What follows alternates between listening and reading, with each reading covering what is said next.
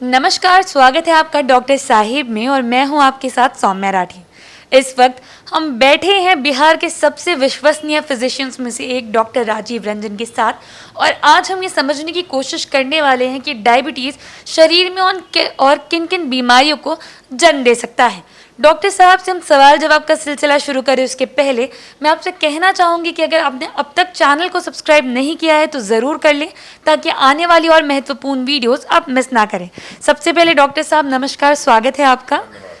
Doctor साहब, diabetes जैसा कि हम सभी जानते हैं कि शरीर में और कई चीज़ों को प्रभावित कर सकता है, तो डायबिटीज़ की वजह से और कौन कौन से ऐसे अंग हैं जो प्रभावित होते हैं और कौन सी बीमारियां जन्म लेती हैं?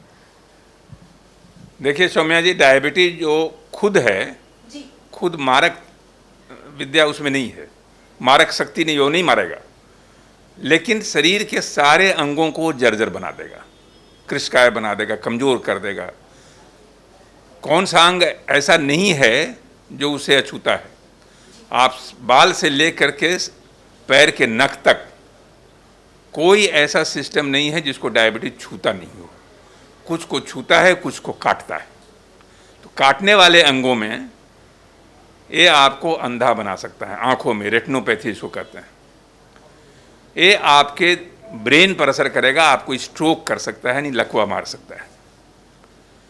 ये आपके हार्ट पर असर कर सकता है, हार्ट अटैक डायबिटीज़ में ज़्यादा होता है।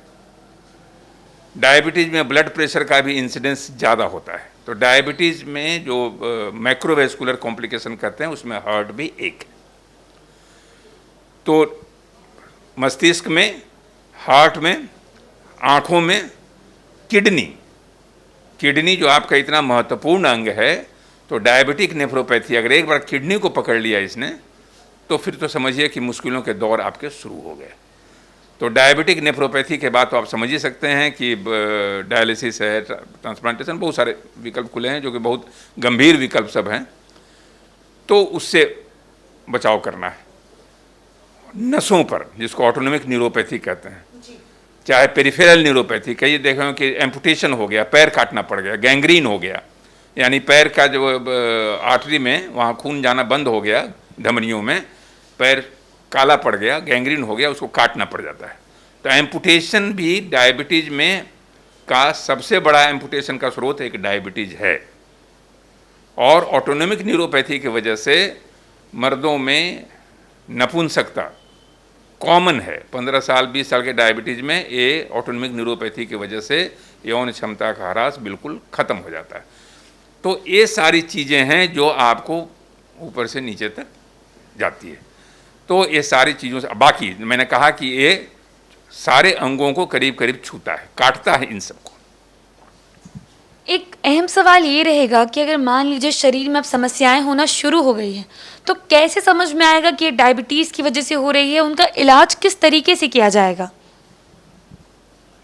नहीं, इलाज सवाल ये है कि जब डायबिटीज़ है तो जो सबसे बेसिक प्रिंसिपल है, जो मूलभूत सिद्धांत है कि ब्लड शुगर कंट्रोल रहेगा तो ये सारे अंग आपके सुरक्षित रहेंगे। न रेटिनोपैथी होगा, न कार्डियोपैथी होगा, मतलब हार्ट पर नहीं हो सकता, न नेफ्रोपैथी होगा, किडनी पर असर नहीं होगा, न न्यूरोपैथी होगा, नस पर नहीं असर होगा। इसलिए अगर आपने ब्लड शुगर को कंट्रोल रखा, HbA1c ग्लाइकोसिलेटेड हीमोग्लोबिन जो 3 महीने पर टेस्ट कराते हैं, वो अगर 7% के नीचे रखा, ब्लड शुगर जो खाना खाने के बाद वाला है उसको आपने कंट्रोल रखा, तो इन सारे जटिलताओं से बहुत हद तक आप मुक्त रह सकते हैं। लेकिन इसके बाद भी अगर सिम्टम आना शुरू हो तो प्रॉपर जांच करके एक लोकल चिकित्सक से, एक फिजिशियन से संपर्क करके आप आगे का रास्ता तैयार कर सकते हैं ताकि आगे वो फिर नहीं बढ़े। तो इसलिए हर डायबिटीज़ के मरीज़ को 2 साल पर जो 50 साल के ऊपर के मरीज़ हैं, 60 साल के ऊपर के मरीज़ हैं, एक बार आँखों का चेकअप करा लेना चाहिए, हार्ट का जांच, जनरल स्क्रीनिंग जांच करा लेना चाहिए, किडनी का जांच, स्क्रीनिंग जांच करा लेना चाहिए। तो 50 साल के ऊपर वाले डायबिटिक्स को ये नॉर्मल स्क्रीनिंग के जांच होते रहने चाहिए ताकि कॉम्प्लिकेशन का जो ये है बहुत अर्ली स्टेज में आप इसको पकड़ सकें, ताकि आगे हम लोग इस पर विजय प्राप्त कर सकते हैं। जरा सा वो बढ़ गया अगर आगे, तो फिर आपको इसको नियंत्रित करने में बड़ी दुरूहता का सामना करना पड़ेगा। तो इसलिए उस पर सचेत रहना है, जांच कराते रहना है, और इस मामले में सबसे बड़ी बात है कि ब्लड शुगर कंट्रोल रखना है। जैसा कि अभी आपने बताया कि डायबिटीज़ हर एक शरीर के अंग को प्रभावित कर सकता है, आपने ये भी बताया कि जांच से हर चीज़ की जानकारी भी मिल सकती है। अब एक मरीज़ को अगर जानकारी मिल जाती है कि डायबिटीज़ की वजह से उसका दिल या उसकी किडनी प्रभावित होने लगे हैं, तब वो अपने लाइफस्टाइल में क्या चेंजेस लेकर आए, या कौन सी दवाइयाँ बदले, या किन चीज़ों का खास ख्याल रखें कि आने वाली अब जो बीमारियाँ बढ़ रही हैं उनसे वो अपने आप को बचा पाए। दवाई तो जो आपका चल रहा है, अगर आपका कंट्रोल ब्लड शुगर नहीं है तो लोकल चिकित्सक के संपर्क से दवाइयों में बदलाव होगा। तो बदलाव करने से ब्लड शुगर को आपको कंट्रोल रखना है। लेकिन अब जैसे यूरिन का आपने जांच कराया और उसमें छोटा सा प्रोटीन का अंश आ गया, माइक्रोअल्बुमिनुरिया कहते हैं, तो वो संकेत है कि किडनी की तरफ डायबिटीज़ बढ़ रहा है। वहीं पर आप एक किडनी विशेषज्ञ से राय लेकर के वहीं पर उसके बढ़ोतरी को, उसके बढ़ाव को, उसके फैलाव को आप रोक सकती हैं। तो जो अर्लीस्ट इंडिकेटर है उसको आप समझते हुए हार्ट का अगर आप रेगुलर स्क्रीनिंग करा रही हैं तो आपको पता चल जाएगा कि क्या है।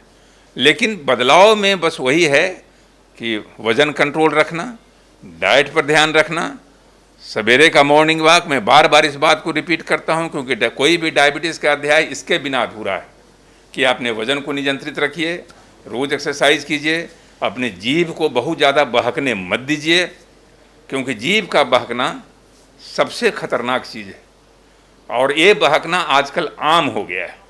इतने ज़्यादा फंक्शंस होने लगे हैं, बर्थडे फंक्शंस हैं, मैरिज डे हैं, कहीं भी शादी ब्याह है, कहीं भी वहीं खाने की विविधता पड़ी हुई है। साउथ इंडियन डिश है, नॉर्थ इंडियन डिश है, विदेशी डिश है, अमेरिकन डिश है, सब डिश खाते रहिए और अंत में डायबिटीज़ को बुलावा देते रहिए। तो बिन बुलाए मेहमान की तरह डायबिटीज़ आपके अंदर आना शुरू हो जाएगा अगर आपने अपने जीभ को, अपने स्वाद को नियंत्रित नहीं किया।